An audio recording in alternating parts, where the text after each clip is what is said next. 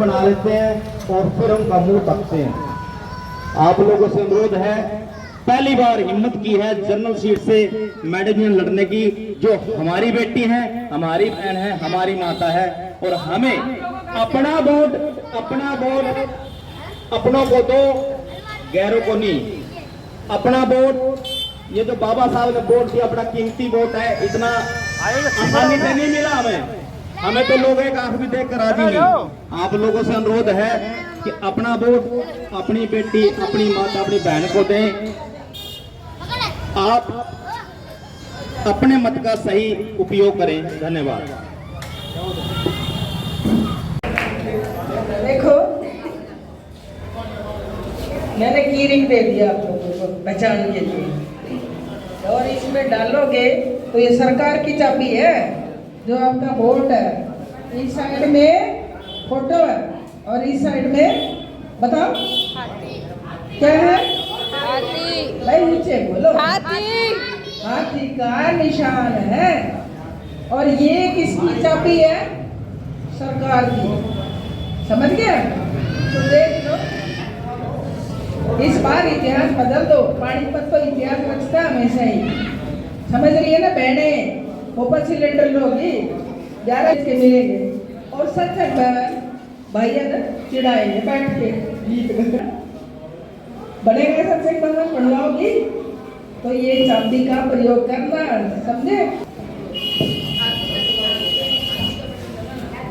की विधानसभा शहरी की प्रत्याशी हमारी बड़ी बहन सरोज बालापुर जी, और हमारे इस मिशन में लगभग मैं देख रहा हूँ 20-25 साल से लगातार जो इसके काम कर रहे हैं हमारे साथी सागर कुंभक जी, रिंकू जी, और हमारे भारत जी, और बलवंत जी, बोध जी, और 2 हमारे सिपाही जो हमारे सामने खड़े हैं, सतवीर चंदोले जी और हमारे राजपाल महाराज जी। तो ये साथी ये बाबा साहब के मिशन के प्रहरी हैं, और मैं आप लोगों से विनती करना चाहता हूं कि ये इलेक्शन जो है पैसे का इलेक्शन नहीं है, ये पैसे का इलेक्शन नहीं है, ये इलेक्शन है अम्बेडकरवाद, ये इलेक्शन है अम्बेडकरवाद, ये इलेक्शन है अम्बेडकरवाद को जन जन तक पहुंचाने का। तो मैं आप लोगों से एक बात कहना चाहता हूं कि जब हाथी के सामने वाला 4 नंबर पे जो बटन है, जब हाथी के सामने वाला बटन दबाओगे तो बटन ऐसा दबना चाहिए कि जो संविधान को खत्म करने वाले लोग उनका गला घोट रहे हो। तो दबाओगे ना सारे के सारे? 4 नंबर का बटन दबाओगे? 4 नंबर का बटन दबाओगे? तो हमारे बीच में हमारी बहन आई है, निकल जाना, हरियाणा की पहली डिप्टी डायरेक्टर शिक्षा विभाग की है, एससी समाज से। और आपके नजदीक के लाल बत्ती का जो आपका बहुत बड़ा, मेरे हिसाब से हरियाणा का सबसे बड़ा स्कूल मेरे को लगता है लाल बत्ती वाला, जिसमें लगभग 4-5 हजार हमारे बच्चे पढ़ते हैं। उस स्कूल की 4-5 साल तक प्रिंसिपल रह चुकी है। तो मैं ये बहुत ही सम्मानित है, पढ़ाई लिखाई में भी बहुत आगे है और शिक्षित भी है। और आने वाले समय में बहुजन समाज पार्टी और हम सब का जो समाज है, एससी बैकवर्ड और जनरल में गरीब आदमी, उन सब की आने वाले भविष्य की नेता, जो कि आपके विधानसभा में चंडीगढ़ को जाने का अगर आप काम करोगे तो वहां भी आपकी आवाज बनेगी। तो मैं चाहता हूँ कि हर आदमी जो आज तक हम नहीं पहुंच पाते, हम अपनी आवाज, बहन जी की आवाज बन करके हर घर तक इस मिशन को पहुंचाने का काम करें। जय भीम, जय भारत, जय संविधान।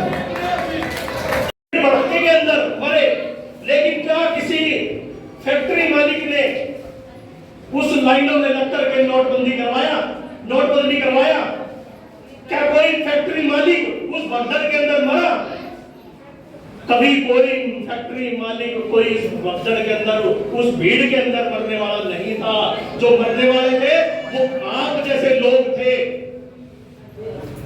जिनके 1-1 हजार रुपए बदली करवाने खाने के लिए लाइन में लगना पड़ रहा था। आप लोग मरते हैं तो किसी को इस देश के अंदर कोई मजदूर मर जाए, इस देश में किसी को कोई फर्क नहीं पड़ता। क्यों? क्योंकि वो सरकारें जिनको आप चुनते हैं वो आपकी नहीं होती। वो जो बच्चे जिनको मुफ्त शिक्षा मिलनी चाहिए थी वो बच्चे आपके हैं। उन सरकार उनको अपना देश अपना बच्चा नहीं समझती। इसलिए इस देश के लिए, इस देश के बच्चों के लिए, इस देश के मजदूरों के लिए वो सरकारें कुछ भी नहीं करती हैं। चाहे कांग्रेस आई, बीजेपी आई, आज तक के लिए कुछ नहीं किया। सिर्फ और सिर्फ नाटकबाजी करती है। नई नई स्कीमें आपको दिखाई देती है कि कोई नई स्कीम दे दी, हाँ इससे लाभ मिलेगा। क्या बीजेपी ने ये कहा था कि सैकड़ों स्मार्ट सिटीज बनेगी। हमारे लोग सपने देख रहे थे कि स्मार्ट सिटी के अंदर एक मजदूर सपना देखता है कि स्मार्ट सिटी के अंदर मेरा भी मकान होगा, मेरा भी मकान होगा। अरे जो 100 गज के या 50 गज के बीपीएल के मकान मिलने थे वो तक भी खा गई। हम ये सपने देख रहे थे कि उस स्मार्ट सिटी के अंदर हमारे मकान मिलेंगे, लेकिन जो 100 गज के मकान मिलने थे ग्रामीण क्षेत्रों में, शहरी क्षेत्रों में जो 50 गज के मकान मिलने थे वो मकान तक भी आज आपको मिले हो तो बताओ। लेकिन फिर भी आप उन्हीं को चुनते हैं। आजादी से आज तक सिर्फ 2 ही पार्टियों को चुनते आए। 12 साल मेरे ने अधिकार दिया था कि इन लोगों को बार बार प्रैक्टिस होगी कि एक बार वोट डाल कर देखेंगे कि जिसको वोट दिया वो आपके लिए काम कर रहा है या नहीं कर रहा। हमने देखा ना कांग्रेस ने किया, फिर आपने बदल कर देखा बीजेपी को वोट दे दिया। क्या बीजेपी ने किया? नहीं किया। 96 में छुट्टी आई थी, उसके बाद भी आई। अब 10 साल से हम देख रहे हैं कि काम नहीं हो रहे, सिर्फ झूठे वादे होते हैं। अमित शाह जी तो ऐसा कहते हैं कि सिर्फ इलेक्शन के अंदर बोलने के लिए जुमला होता है, सिर्फ जुमले देते हैं। हम उसको समझते हैं ये मेरा सपना साकार करेगा, मेरा बच्चा कोई पढ़ लिख के डॉक्टर इंजीनियर साइंटिस्ट बन जाएगा। इतनी लाख नौकरियां निकाल दी हैं, इतने करोड़ मकान बना दिए हैं, इतने आए दिन यूनिवर्सिटियां बन दी है, कहां बन रही है? कहां है? क्या सड़क बनाना ही, सड़क बना दी, लाइट लगा दी, नाली बना दी, यही विकास है? अरे अगर उस सड़क के ऊपर उस मजदूर को चलने की इजाजत ना हो तो ऐसे विकास का हमें कुछ नहीं करना है। ऐसा विकास वो अपने पास रखे, जिस सड़क पर बनाया उस सड़क पे चलने का भी अधिकार नहीं होगा। क्या इतने पुल बना दिए? आप कभी इस पानीपत के पुल के ऊपर भी जाकर देखा किसी ने? कितने लोगों ने देखा? हम सोच रहे पुल बना दिए, सड़कें बना दी, बहुत खुश हो रहे हैं, विकास कर दिया, विकास कर दिया।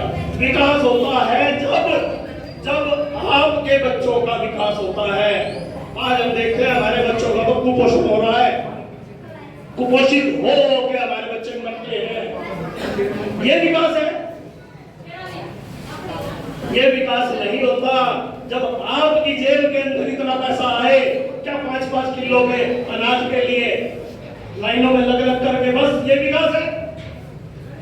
भागे जा रहे हैं राशन कार्ड उठा करके, राशन ले रहे, आज कोटे में जा रहे हैं, राशन मिल जाएगा, मुफ्त राशन मिल रहा है। अरे विकास, मुफ्त राशन मिलना विकास है? या आपकी जेब में इतना पैसा हो कि आप हक से 2 रुपए किलो वाला नहीं 100 रुपए किलो वाला अनाज आप खरीद सके, वो विकास होगा। ये फ्री का अनाज देकर के विकास नहीं होता। अब ये तो हमारे को ये दिखाया जाता है कि हम विकास कर रहे हैं, आपके लिए विकास कर रहे हैं। क्या विकास किया?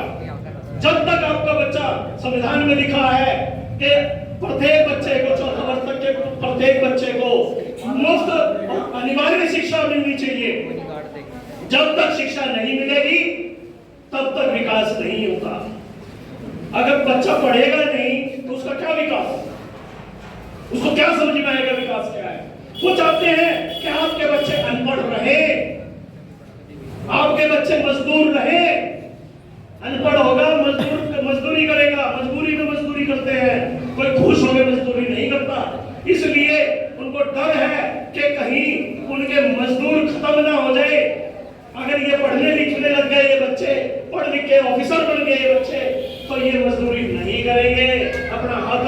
मांगेंगे। और ये हक अधिकार मांगने लगे तो उनकी सरकार ज्यादा दिन तक टिकने वाली नहीं है।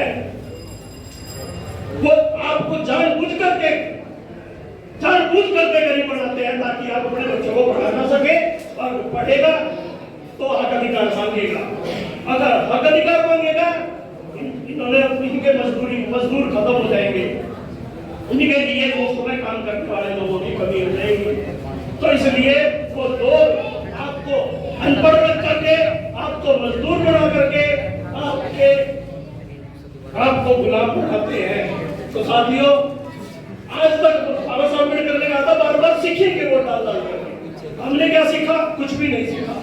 हमने फिर वही कांग्रेस, वही बीजेपी, दोबारा से उनको उन्हीं को क्या जरूरत नहीं है।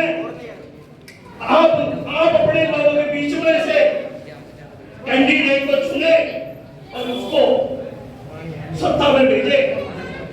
जो कांग्रेस और बीजेपी आपके अधिकार नहीं देती, बाबा साहब अम्बेडकर ने जब अधिकार दिया है सब राजा बनाने का, तो उसके साथ साथ ये अधिकार भी दिया है अगर उसको वोट नहीं देंगे तो राजा को, जो राजा बना है, जो अधिकार नहीं देता उसको सत्ता में लात मार के निकालने का भी अधिकार बाबा साहब अम्बेडकर ने सत्ता नहीं दिया।